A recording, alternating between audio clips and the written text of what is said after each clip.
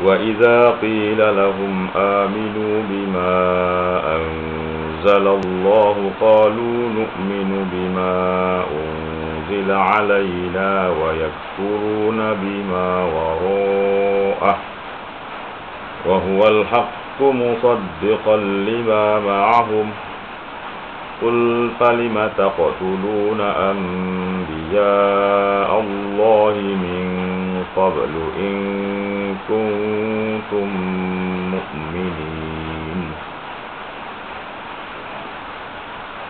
Dan apabila dikatakan kepada mereka, berimanlah kamu kepada apa yang telah diturunkan oleh Allah kepada Nabi Muhammad, mereka menjawab, kami hanya beriman kepada apa yang telah diturunkan kepada kami, yakni Taurat. Dan mereka ingkarkan kitab yang lain yang diturunkan kemudian daripadanya, padahal Al-Quran itu benar lagi mengesahkan kitab Taurat yang ada pada mereka. Katakanlah wahai Muhammad, jika demikian, mengapa kamu membunuh Nabi-Nabi Allah pada masa yang lalu, kalaulah kamu benar-benar orang-orang yang beriman?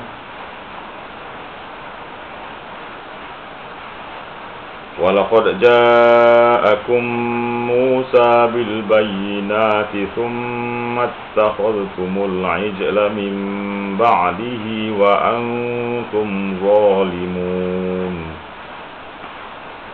Dan sesungguhnya telah datang kepada kamu Nabi Musa membawa keterangan-keterangan yakni mukjizat, kemudian kamu menyembah patung anak lembu sepeninggalannya, dan kamu dengan perbuatan itu adalah orang-orang yang zalim. Wa idh akhadna mitsaqakum wa rafa'na fawqakum الطور خذوا ما آتيناكم بقوة واسمعوا قالوا سمعنا وعصينا وأشربوا في قلوبهم العجل بكفرهم قل بئس ما يأمركم به إيمانكم إن كنتم مؤمنين. Dan ingatlah ketika kami mengikat perjanjian setia dengan kamu semasa kami angkatkan bukit Tulustina itu ke atas kamu sambil kami berfirman, ambillah dan amalkanlah ajaran kitab Taurat yang kami berikan kepada kamu itu dengan bersungguh-sungguh, dan dengarlah apa yang diperintahkan kepada kamu dengan mematuhinya. Mereka menjawab, kami dengar dan kami menderhaka. Sedang kegemaran menyembah patung anak lembu itu telah mesra dan sebati di dalam hati mereka dengan sebab kekufuran mereka. Katakanlah wahai Muhammad, amatlah jahatnya apa yang disuruh oleh iman kamu itu kalaulah kamu orang-orang yang beriman.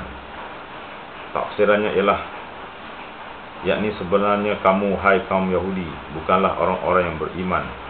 Kalau kamu beriman kepada kitab Taurat, maka kitab suci itu tidak menyuruh kamu membunuh nabi-nabi dan menyembah patung anak lembu, dan tentulah kamu tidak akan tergamak mengingkari Nabi Muhammad sallallahu alaihi wasallam dan kitab suci Al-Quran.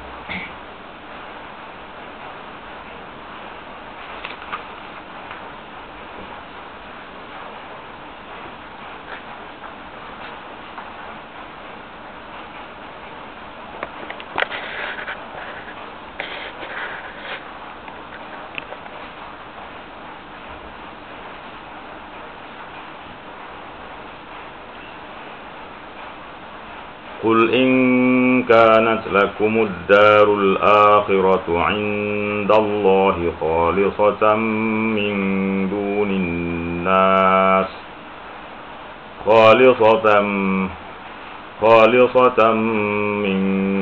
الناس فتمنوا الموت إن كنتم صادقين.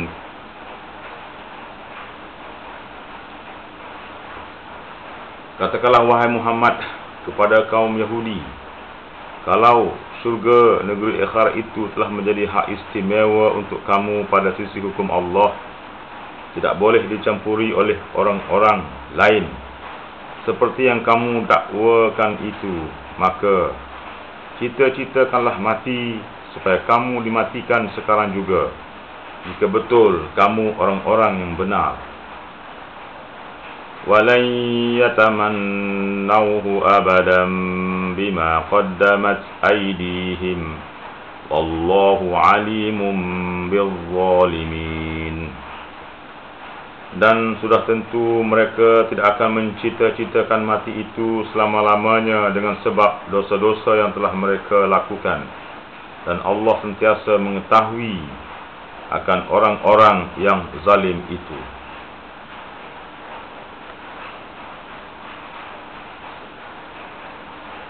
وَلَتَجِدَنَّهُمْ أَحْرَصَ النَّاسِ عَلَى حَيَاةٍ وَمِنَ الَّذِينَ أَشْرَكُوا يَوَدُّ أَحَدُهُمْ لَوْ يُعَمَّرُ أَلْفَ سَنَةٍ وَمَا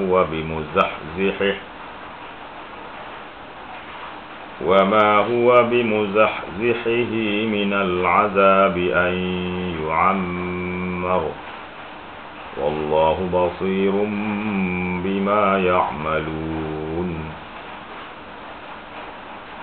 Demi sesungguhnya engkau, wahai Muhammad, akan dapati mereka itu selaba-laba manusia kepada hidup yang lanjut masanya, dan lobanya mereka kepada hidup itu melebihi loba orang-orang yang kafir musyrik.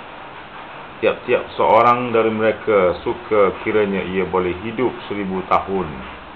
Padahal umur panjang yang demikian tidak akan dapat melepaskannya dari azab yang disediakan oleh Allah.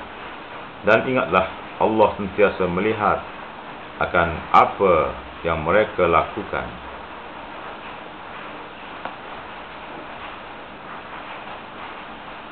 قُلْ مَنْ كَانَ عَدُوًّا لِجِبْرِيلَ فَإِنَّهُ نَزَّلَهُ عَلَى قَلْبِكَ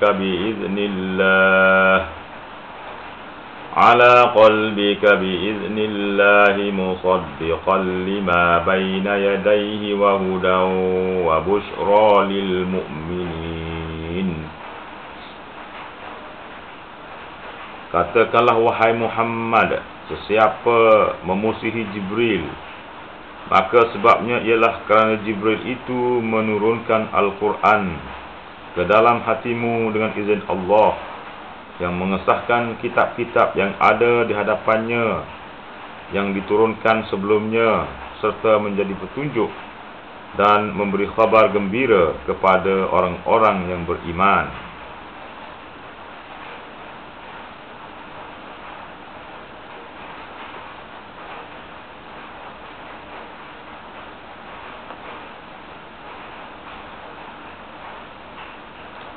Man kana aduwwan lillahi wa malaikatihi wa rusulihi wa Jibril wa Mikala fa inna Allaha aduwwun lil kafirin.